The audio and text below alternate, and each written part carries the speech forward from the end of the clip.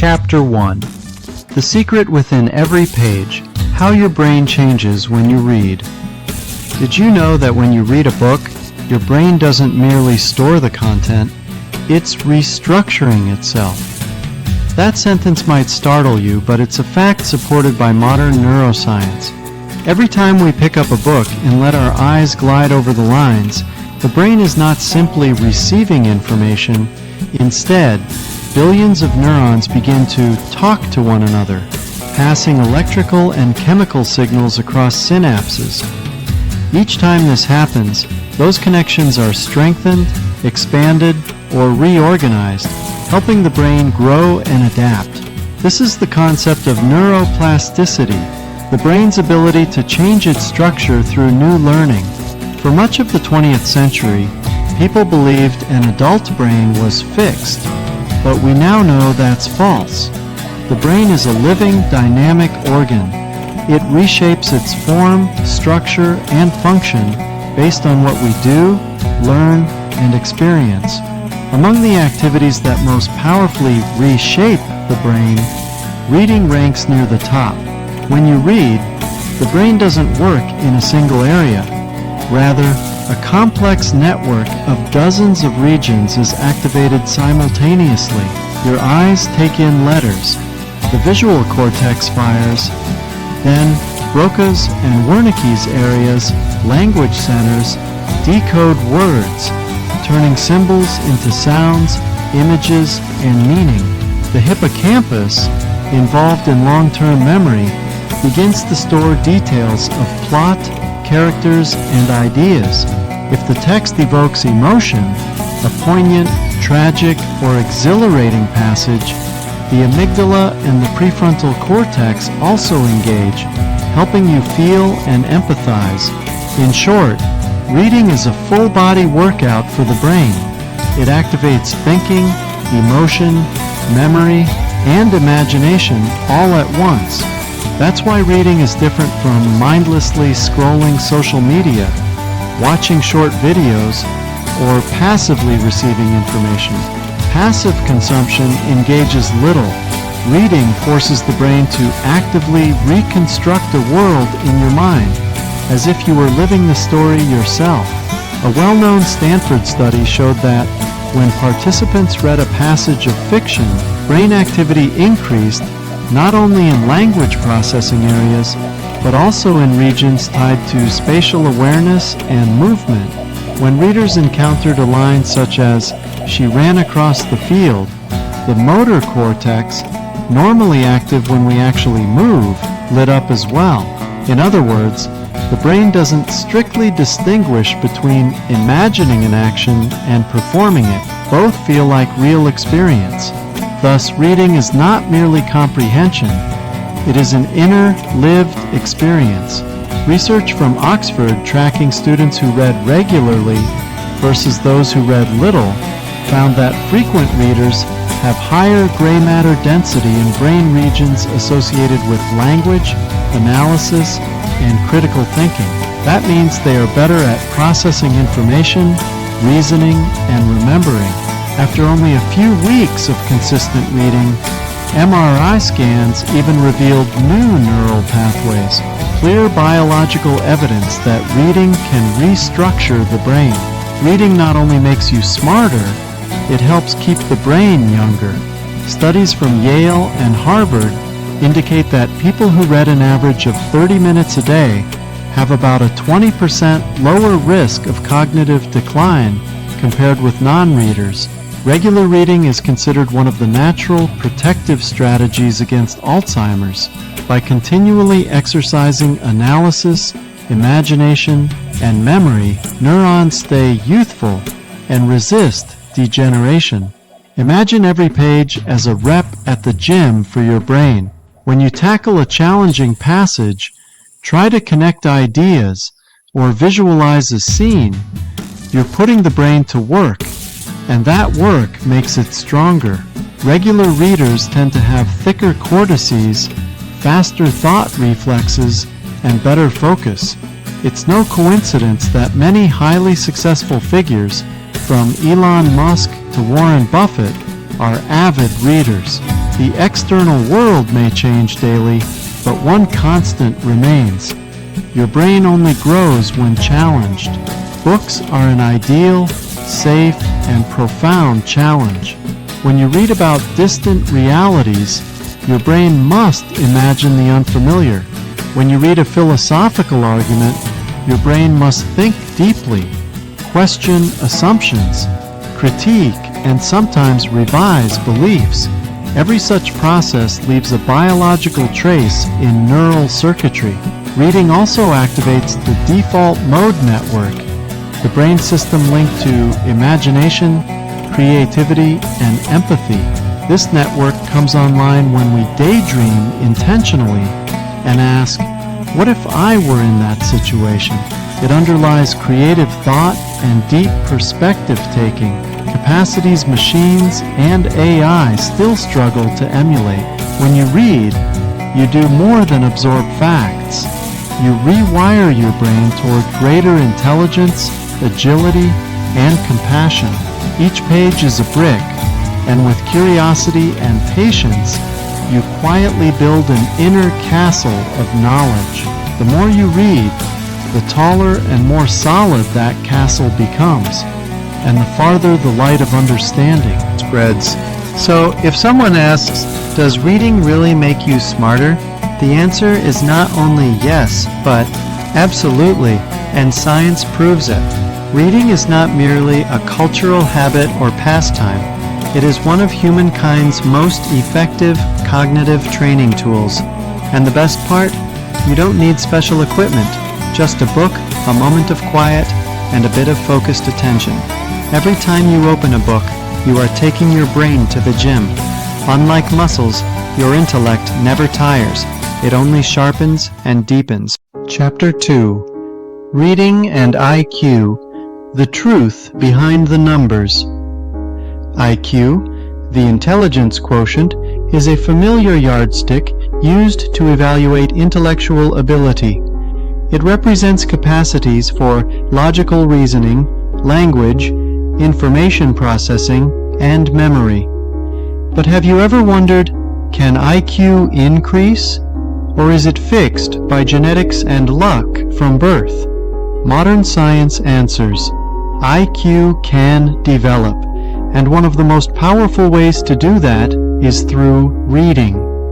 First, let's be clear, IQ is not immutable. Over the past 3 decades, studies from Harvard to Edinburgh show that environment, habits, and learning strategies directly affect intellectual growth. As we explored in Chapter 1, the brain is plastic. Learning forms new neural connections, and reading stimulates thousands of such connections daily. Think of reading as fueling your brain. Every word is a unit of information. Every story is a problem-solving situation. Each concept is a challenge that forces reasoning. This process makes the brain faster, more accurate, and more flexible. A longitudinal study at the University of Edinburgh that followed over 2,000 twin pairs for 10 years found that while genes influence IQ, reading habits and ongoing learning can create up to a 10-point IQ gap between individuals with similar genetic backgrounds. In short, avid readers tend to score higher on IQ measures than non-readers, even when genetics are comparable.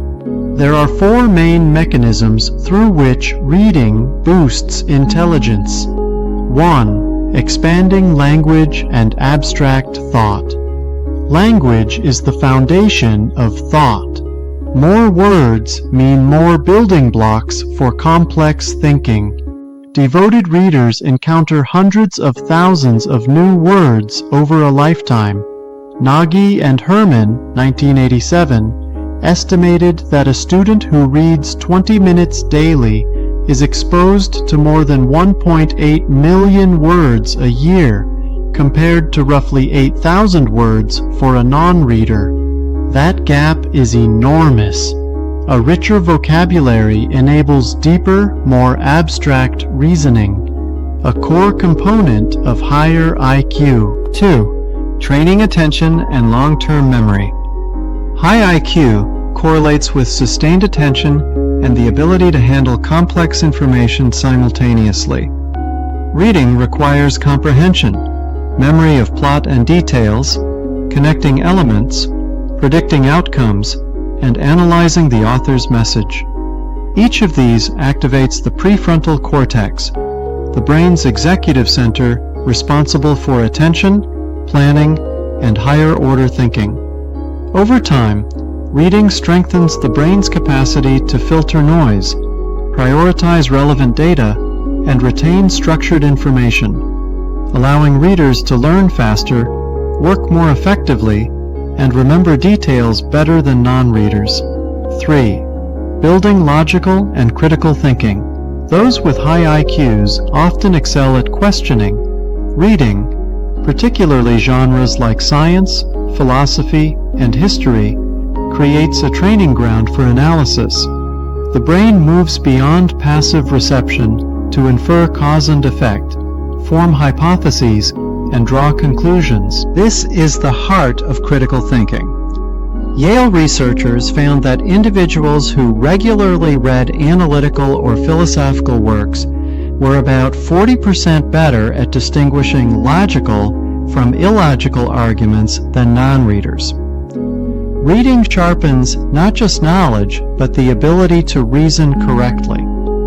4. Broadening perspective and empathy, nurturing whole-person intelligence. Intelligence isn't only about calculation or memory. It's also about understanding people and context. Literature, novels, and biographies let you live multiple lives. Experiencing others' emotions and motives strengthens the brain networks involved in empathy. A truly intelligent person not only knows but also understands, and reading is the pathway to this deeper comprehension. What does the science say? The American Psychological Association, APA, 2015, reported that people who read at least 30 minutes daily have average IQ scores about 6.7 points higher than non-readers. MRI studies show stronger connectivity among regions responsible for language, memory, and reasoning in readers, enabling faster, more precise retrieval and decision-making. Longitudinal research over 20 years further indicates that reading from an early age preserves cognitive advantage into old age.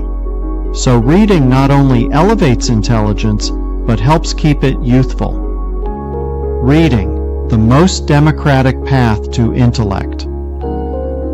Not everyone has access to top-tier formal education, but nearly anyone can read. A single book condenses decades of an author's experience and knowledge into a few hundred pages. As Bill Gates has said, reading dozens of books a year is the most efficient way to learn. That habit helps build extraordinary minds. Intelligence isn't a fixed gift. It's a mental muscle you can train, and reading is one of the best exercises for it. Each page is a brick, each concept a neural link, each idea pondered a widened horizon. The world of the intellectually capable isn't where they were born. It's where they build themselves through knowledge. IQ isn't solely genetic. It's something you can cultivate, one page at a time. Chapter 3. Reading and Emotional Intelligence. EQ and the capacity to understand. When people talk about intelligence, they often mean IQ, scores, logic, rapid calculation. But there is another intelligence, quieter and deeper, emotional intelligence, EQ. If IQ helps you solve paper problems, EQ helps you solve life problems. If IQ makes you skilled, EQ makes you loved. Remarkably, reading, especially fiction and memoir, is among the most natural paths to growing EQ. 1. What is EQ, and why might it matter more than IQ? Daniel Goleman framed EQ as 5 components: self-awareness, self-regulation, intrinsic motivation, empathy, and social skills. EQ is the ability to recognize your own emotions, perceive others' feelings, and respond wisely in relationships. Studies show that long-term success and life satisfaction depend heavily on EQ. One Harvard survey suggested that 85% of long-term professional success relates to emotional intelligence rather than IQ or technical skill. So how can you strengthen EQ? One surprisingly powerful answer is read. 2. Reading lets you live many lives. A key gift of reading is vicarious emotional experience. When you read Les Miserables, you feel Jean Valjean's suffering and compassion. When you read The Alchemist, you sense Santiago's quest and longing. The brain doesn't always distinguish fiction from fact. Emotional centers such as the amygdala, insula, and anterior cingulate cortex respond as if you're actually experiencing the events. Reading is thus a safe training ground for empathy. You expand your heart without bearing real-world pain. A University of Toronto study, 2013, found that regular fiction readers scored about 28% higher on empathy measures and performed better on theory of mind tasks, understanding others' mental states. 3. Neural mechanisms of feeling with characters. Neuroscientists describe neural coupling, synchronization between a storyteller's brain and a listener's brain. While reading, your neural activity mirrors that of the character. If a character feels fear, your brain's fear circuits light up. If they find joy, reward systems engage. Each act of empathizing exercises the brain's capacity to recognize and respond to others' emotions. Like a muscle, empathy grows stronger with use. 4. Reading teaches conversation, listening, and mindful silence. Austere as it may sound, readers often become better conversationalists because they have richer language and practice reflection. Reading trains you to pause, receive, and think before reacting, a core skill of emotional regulation. Readers learn to look behind words for feeling. They're less quick to judge and more inclined to understand. Harper Lee's line in To Kill a Mockingbird captures it well. You never really understand a person until you consider things from his point of view, until you climb into his skin and walk around in it. Each book is a pair of shoes to try on. 5. Reading widens compassion and tolerance. Readers who engage with literature from diverse cultures develop more nuanced worldviews and resist extremism. Research published in Science by the New School for Social Research, 2013, indicated that literary fiction improves people's ability to recognize others' emotions, a facet of social intelligence not boosted by reading news or technical manuals. The empathy cultivated by literature diminishes prejudice and fosters forgiveness. 6. Reading helps you know yourself. Often readers encounter sentences that resonate for reasons they can't immediately name. Literature serves as a mirror. When a passage moves you, it may reflect an unspoken part of your inner life. Great novels and essays can reveal feelings you haven't yet named. That self-knowledge, recognizing and labeling your emotions, is the cornerstone of EQ. 7. The Neuroscience of Empathy.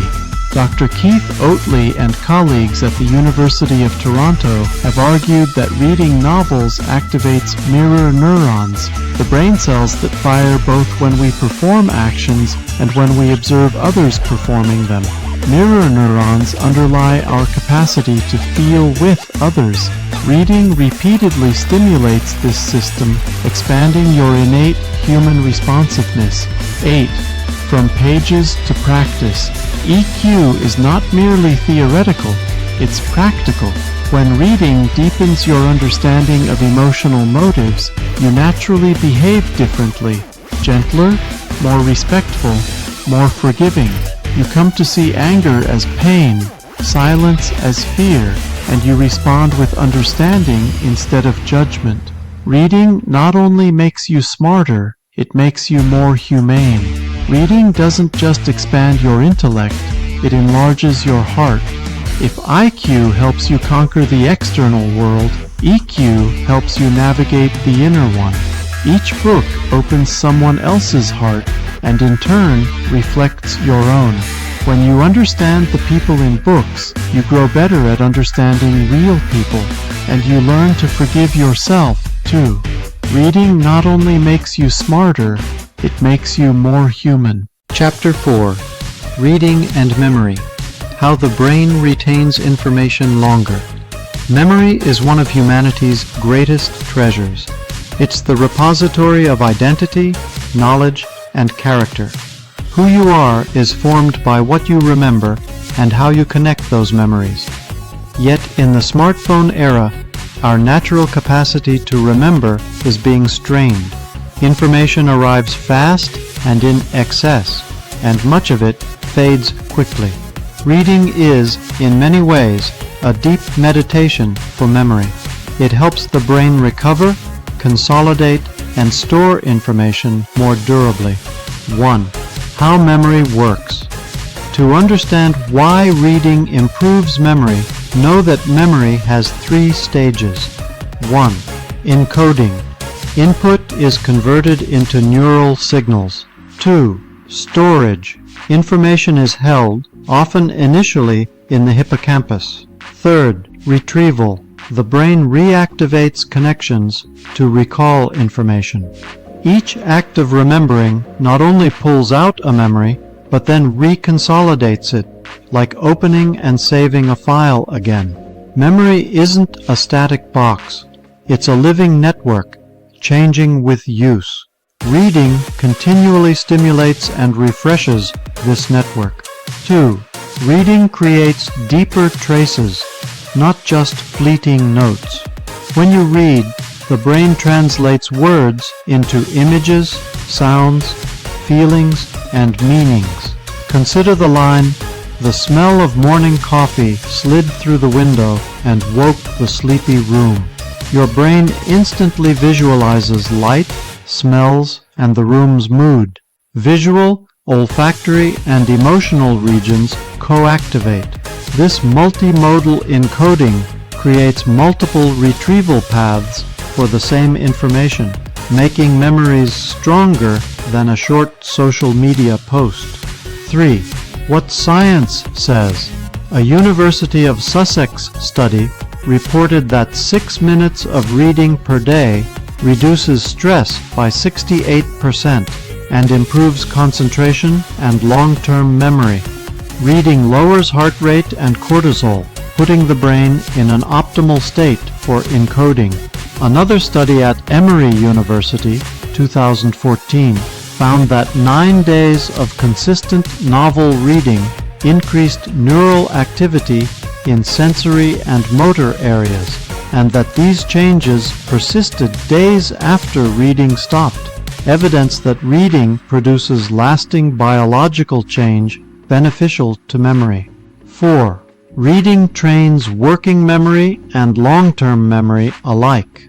Working memory, the short-term buffer used for current tasks, and long-term memory both engage when you read. Following a novel requires remembering characters and plot long-term, while also retaining previous sentences to understand the next, working memory. Frequent reading strengthens both systems. Studies from Yale indicate regular readers have greater gray matter density in the hippocampus, improving detail retention and learning speed. 5. Slow reading is the key to deep memory. We live in an era of skimming. seeing without processing. The brain needs time to transfer information from short-term stores to long-term ones. Like slow cooking, memory consolidation takes time. Slower, reflective reading, pausing, questioning, annotating, promotes meaningful processing and durable memory. Research from the University of California shows that the brain remembers content better when it's processed for meaning rather than skimmed superficially. 6. Active reading techniques to boost memory. Cognitive science offers practical strategies. 1. Read with a pen. Underline, circle, annotate. Motor engagement aids in coding. 2. Summarize after each chapter. Writing in your own words strengthens consolidation. 3. Make real-world connections. Ask, how does this apply to my life? Integration improves recall. 4. Read aloud. Adds an auditory channel for encoding. 5. Use spaced repetition. Review notes after 1 day, 1 week, 1 month to reinforce memories. Each review reconsolidates the trace, making it ever more resilient. 7. Memory, emotion, and the scent of paper. Ever open an old book and be transported to a past mood, place, or smell? That's because reading stores not just facts, but the emotional context of the moment. The brain links content with feelings, sounds, and smells, so sensory cues can later trigger vivid recall. Books can thus serve as time capsules for both knowledge and life experience. 8. When you read, you're backing up yourself. In the digital age, we store images and notes in the cloud, but no technology stores lived experience and the structure of your thinking. Only your memory can do that. Reading is the most reliable backup for the self. It organizes, categorizes, and links data inside your brain in ways that machines cannot replicate. Conclusion: reading is a long conversation between you and your memory. Each page prompts the brain to mark something as important. Through reading, you train attention, engage working memory, and strengthen long-term consolidation. You turn lines of text into durable marks on your internal map of knowledge. One day, when a remembered phrase or feeling returns to you, you'll realize memory isn't just storage, it's the capacity to live more fully in each moment. Memory is not something you have, it's something you train, and books are the best equipment. Chapter 5. Readers and non-readers. Two divergent paths of development. Across human history, two groups have quietly forged very different developmental trajectories. One side consists of readers, those who learn, reflect, and expand their perspectives through books. The other consists of non-readers, people who live by habit, memory, and what others tell them. They inhabit the same world, yet perceive fundamentally different worlds. 1. Two modes of life, two inner landscapes. Readers tend to live more slowly, reflectively, and deeply. Each book is a mirror for the inner life. Readers converse with themselves and with the great minds of history, from Socrates and Freud to Einstein and Paulo Coelho. Non-readers orbit the immediate: jobs, headlines, social feeds, and daily chatter. Their minds resemble a wind-ruffled pond, never still. Francis Bacon's aphorism still resonates: reading makes a full man, conference a ready man, and writing an exact man. Without reading, the mind risks emptiness and directionless sway. With reading, it gains foundations for thought. 2. The psychology of readers versus non-readers. Daniel Kahneman's dual system model distinguishes System 1. Fast, intuitive, emotional. System 2. Slow, deliberative, analytical. Non-readers often default to System 1, responding quickly without analysis. Readers habitually exercise System 2, pausing, comparing, reasoning. This practice helps readers make better decisions, resist manipulation, and live more proactively. 3. Differences in personal development. Readers accumulate perspectives, not just facts. Each book opens another world and expands the mind's dimensions. A fiction reader deepens understanding of human psychology. A science reader grasps mechanics of the universe. A philosophy reader contemplates meaning. Non-readers rely mainly on personal experience, which is inherently limited. Readers, however, live thousands of lives through books, vastly widening psychological and experiential horizons. George R.R. Martin observed, "A man who doesn't read lives only one life. A reader lives 1,000. This is not mere metaphor. It's empirical about imagination and inner experience. 4. Communication and thought differences. Readers often speak and write with richer vocabulary, nuance, and logic because they have internalized many voices.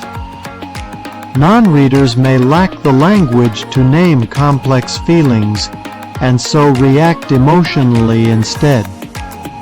Linguistic poverty correlates with emotional limitation. Without words, you cannot fully process or regulate feelings. Reading teaches both expression and introspection. 5. Readers as global citizens of the 21st century.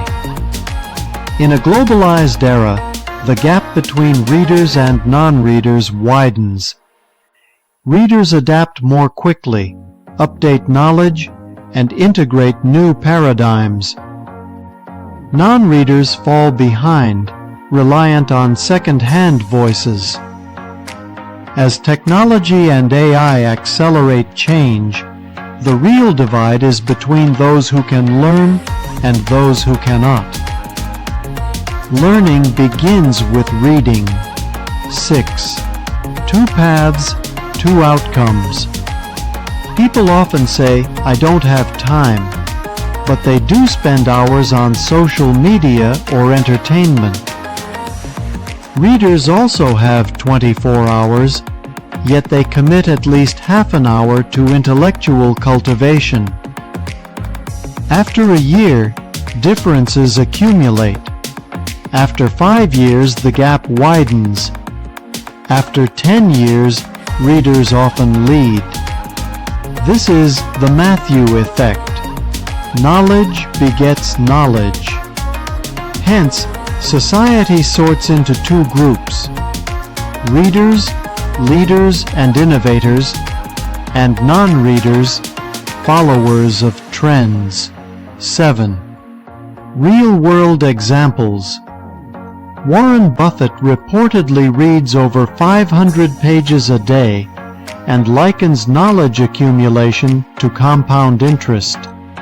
Bill Gates dedicates an hour daily to reading and journaling, crediting reading with much of his worldview.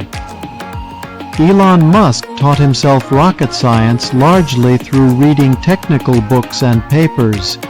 Meanwhile, many spend hours scrolling news feeds that provide fragmented, decontextualized information rather than coherent understanding.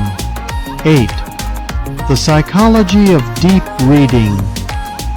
Psychologists call the immersive experience of focused reading deep reading.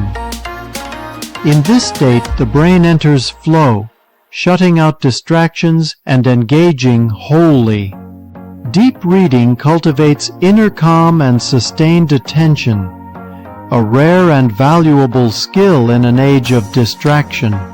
People who maintain reading habit preserve the ability to direct attention, arguably the most precious resource today. Non-readers surrender attention to external forces, letting others dictate their mental agenda. 9. Readers as world builders. Every great intellectual revolution began with readers. Galileo read ancient texts to reconceive astronomy. Darwin read thousands of works to formulate natural selection. Steve Jobs read widely across design, Buddhism, and technology to reshape consumer electronics. Reading is humble. You sit and listen. Yet it enables you to stand up with new thought. Readers learn not only answers, but how to ask compelling questions. They are less defined by their environment and more by the knowledge they curate. 10. Conclusion. Readers and non-readers start with the same raw materials, one brain, one lifespan, but choose different uses of time. Non-readers dwell in the world as it is.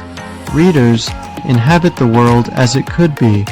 Each page read is a paving stone on tomorrow's intellectual path. By opening a book, you are not just learning, you are choosing the path of growth, awareness, and freedom. The world is divided into two kinds of people, readers and those led by readers. Chapter 6. How to Read Smart. Turn reading into intellectual power. In the previous 5 chapters, we explored how reading can reshape the brain, raise IQ, develop emotional intelligence, strengthen memory, and reveal 2 very different paths of development between readers and non-readers. But there is a more important question. How do you read smart, not just read a lot? Because reading more doesn't automatically mean you'll become wiser. Some people read hundreds of books a year and change little. Others read only a few books, and each one pushes them significantly forward. 1. Smart reading is purposeful reading. The first rule of effective reading is knowing why you are reading. Many people read out of habit, trend, or because everyone says this book is great. Smart readers ask, what do I want from this book? If you want to broaden your knowledge, pick foundational books. Science, philosophy, economics, cultural history. If you want personal growth, choose books about thinking, habits, and life skills. If you want to understand people, choose literature, novels, and psychology. Reading with a purpose helps your brain focus and remember better. Research from the University of California shows that readers remember roughly twice as much when they clearly know why they're reading. So before you open a book, write one simple sentence. I'm reading this to understand. To improve. One sentence turns you from a passive consumer into an active learner. 2. Read by the knowledge pyramid principle. Knowledge is like a tower. To build higher, you need a solid foundation. Smart readers don't chase numbers. They build knowledge in tiers. Tier 1. Learn the basics. Read introductory works to grasp core concepts. For example, Thinking Fast and Slow, Sapiens, The Universe in a Nutshell. Tier 2. Go deeper. Dive into specialized books in your field of interest. Learn to ask sharper questions and compare multiple sources. Tier 3. Connect ideas. Read across disciplines to discover links where knowledge becomes creativity. Steve Jobs said it well. Creativity is just connecting things. Smart readers don't only read widely, they read deeply and learn how to connect the dots. 3. Slow reading. Reflect, then rewrite. Effective readers aren't those who race through text, but those who stop at the right moments. When they encounter a striking sentence or a deep idea, they don't skim past, they pause, reflect, and write. Studies suggest people remember about 20% of what they read, 40% of what they say, and up to 70% of what they write in their own words. Keep a reading notebook and record 3 things for every book. 1. The main idea you took away. 2. A quote that changed how you think. 3. One action you will try to apply. After 10 books, you won't just have information, you'll have your own thinking system. 4. Critical thinking, the highest level of reading skill. Smart readers don't believe everything they read. They respect the author but don't idolize them. Keep 3 questions in mind. 1. What evidence does the author rely on? 2. Do I agree? Why or why not? 3. Can I apply this in my life? This is the foundation of critical thinking, the skill every great thinker cultivates. When you read critically, a book becomes a dialogue between 2 minds.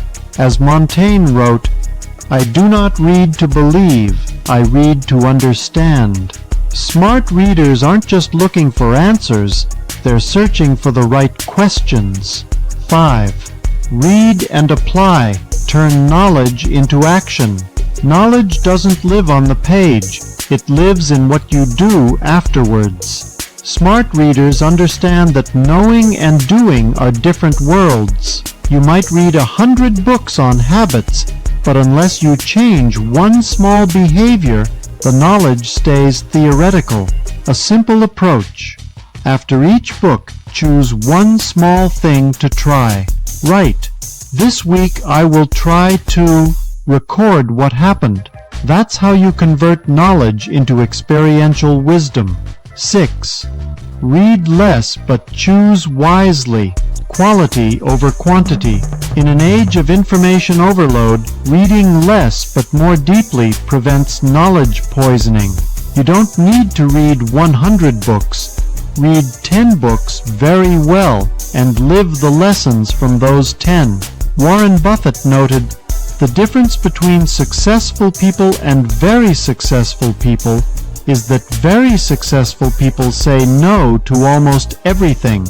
Reading follows the same rule. Smart readers are selective. They choose books that truly align with their life goals and let go of the rest." 7. Read as a way of life. For deep readers, reading is not just learning, it's a slow, contemplative way of living. Reading calms you amid the rush, teaches patience because each page is a small step, and teaches humility because the more you read, the more you realize how little you know. Reading also helps keep the mind young. Multiple studies show people who maintain daily reading habits reduce the risk of cognitive decline by about 30% in old age. Reading is not merely a mental exercise, it's a therapy for the soul. 8. The deep reading technique.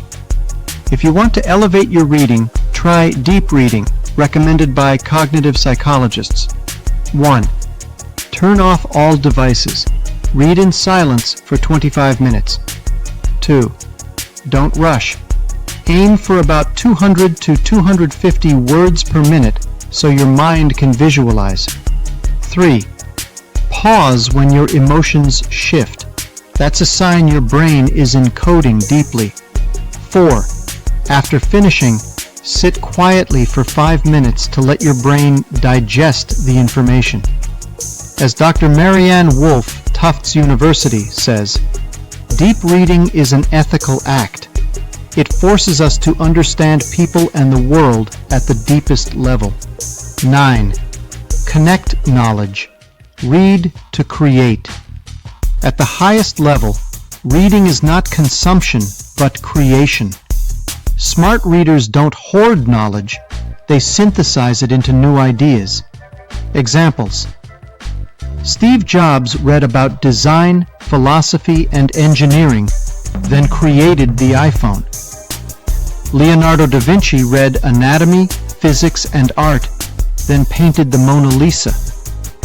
Albert Einstein read Spinoza and developed new ways of thinking about relativity. Reading doesn't make you copy others. It helps you understand deeply so you can create in your own voice. 10. Conclusion. The power of reading smart. Reading is an art, and those who read well learn to steer their own intellect. Read to know, that's step 1. Read to understand, step 2.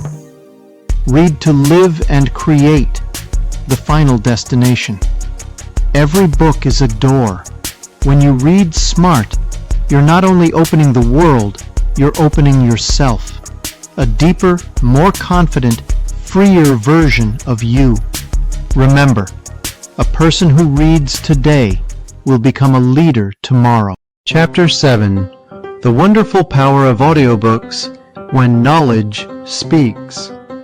In an age when every second seems to race against time, and our attention is constantly scattered among screens, notifications, and endless to-do lists, sitting down to read a physical book can feel like a luxury. Yet the human desire to learn, to grow, and to connect with knowledge has not faded. In fact, it has evolved. Out of that evolution has risen one of the most transformative tools of modern learning, the audiobook. Audiobooks have taken knowledge off the printed page and breathed life into it through sound. They have transformed how people learn, reflect, and feel. If a printed book is food for the mind, then an audiobook is music for the soul. Knowledge that sings rather than speaks. Listening is one of humanity's oldest ways of learning. Long before writing existed, wisdom was passed through spoken stories around fires. In a sense, audiobooks are not a modern invention. They are a return to our origins, but with the power of technology amplifying the reach of human voice across the world. 1. Audiobooks make knowledge flexible. Audiobooks break the rigid boundaries that traditional reading demands. With a physical book, you must stop everything, sit down, and dedicate full attention. But with an audiobook, learning becomes fluid, adapting to your life rather than interrupting it. You can absorb new ideas while cooking breakfast, driving to work, cleaning the house, exercising at the gym, or even before drifting off to sleep. Those small fragments of time, moments that once felt wasted, suddenly become gateways to growth. A survey by the Pew Research Center revealed that more than 40% of adults who consume audiobooks do so to make use of idle time. The beauty of this is that self-education no longer requires hours of uninterrupted focus. All it requires is intention, the simple decision to press play. In this way, audiobooks democratize time. They make learning portable and personal. The day no longer needs to be divided between busy and learning. Every moment, no matter how mundane, becomes a chance to listen, reflect, and expand your world. 2. Audiobooks and the brain. How sound deepens memory. Skeptics often ask, does listening work as well as reading? Neuroscience answers with a confident yes, and sometimes better. When you listen to an audiobook, the brain's language processing regions and visual imagination networks light up in nearly the same way as when you read text. Studies at Harvard and Stanford have shown that when a listener hears a story, their brain still constructs visual imagery. They picture scenes, characters, and emotions. In other words, your mind paints pictures even without seeing words. But audio offers something print cannot. emotion through voice. Tone, pitch, rhythm, and pause add layers of meaning. A narrator's subtle change in tone can transform dry information into a deeply human experience. This emotional resonance strengthens memory because what we feel, we remember. Psychologists call this emotional tagging. The more emotion tied to information, the longer it stays in our memory. Thus, listening not only delivers knowledge, but also anchors it in the heart. Audiobooks, quite literally, allow learning to speak to your emotions, turning intellectual understanding into something you can feel. 3. The narrator, the living soul of an audiobook. Every great audiobook has one element that brings it to life: the narrator. The narrator is not merely a voice reading text aloud. They are a bridge between the author's mind and the listener's imagination. A calm, warm voice can make even complex material understandable. A skilled narrator can transform abstract philosophy into a personal conversation. When you hear a well-narrated story, you don't just process information, you experience it.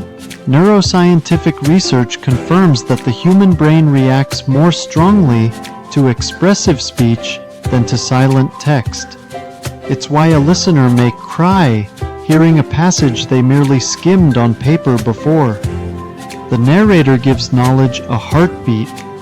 In their pauses, you hear reflection. In their rhythm, you sense intention. And sometimes, when an author narrates their own book, as Michelle Obama did with Becoming, or Matthew McConaughey with Green Lights, the effect is intimate, as if they are confiding their soul directly into your ear. 4. Audiobooks open learning to everyone. For millions of people, audiobooks have unlocked doors that print books kept closed. Not everyone finds reading easy. Some have visual impairments, dyslexia, limited literacy, or simply lack time.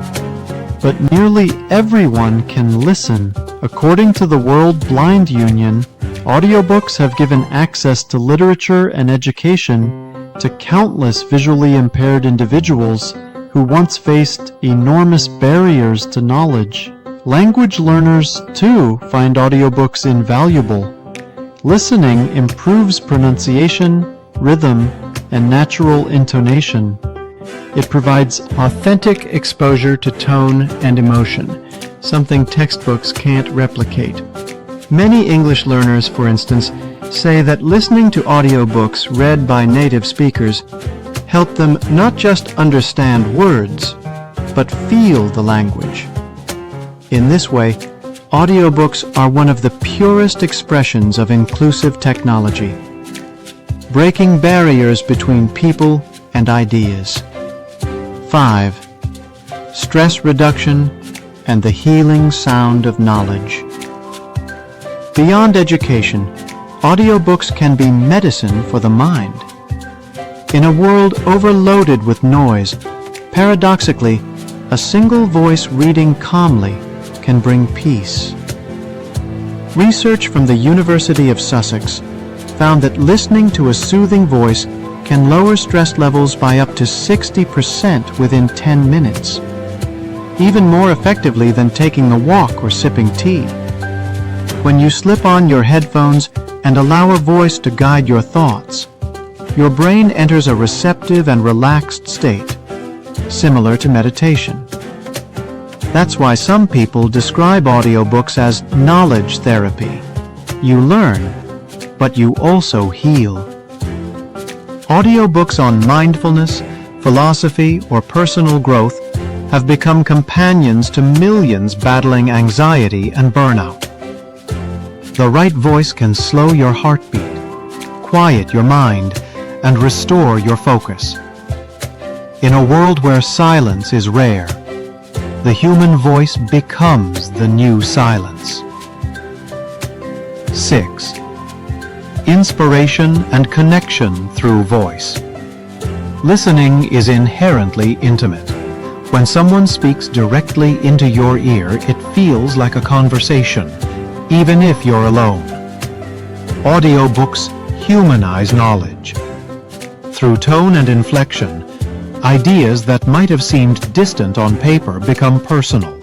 You feel the author's sincerity, struggle, humor, and hope.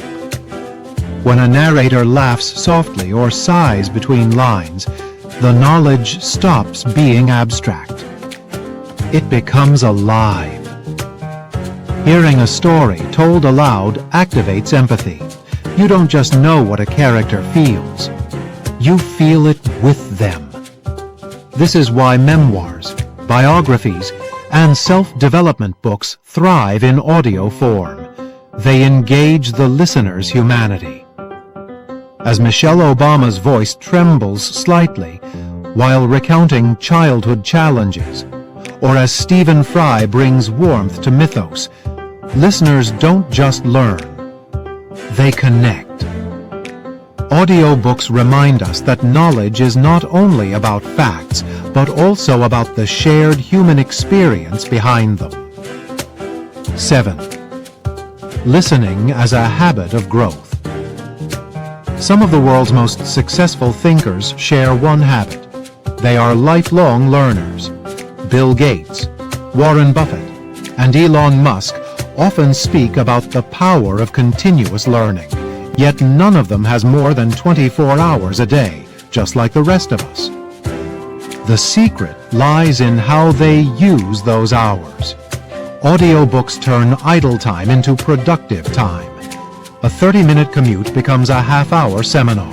A walk in the park becomes a lesson in psychology or science.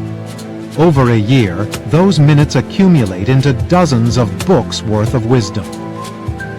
Listening regularly also sharpens focus and emotional intelligence. The more we expose ourselves to thoughtful voices, the more our own thinking matures. In the long run, this habit doesn't just fill your mind with facts. It shapes your inner voice into one that is patient, curious, and wise. 8. Bridging reading and listening. The full circle of knowledge. Some worry that audiobooks will replace traditional reading, but in truth, they complement each other. Reading trains the eyes to focus. Listening trains the ears to understand tone, emotion, and rhythm. Reading invites solitude. Listening invites connection. Together, they create a fuller, more holistic form of learning. Print books are still irreplaceable for deep study and note-taking, but audiobooks excel at bringing learning into the flow of life, into commutes, chores, and moments of rest. The combination of both gives modern learners what ancient scholars once dreamed of: wisdom, anytime, anywhere.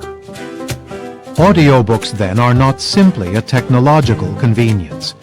They represent a cultural shift, from learning as effort to learning as experience, from consuming knowledge to feeling it.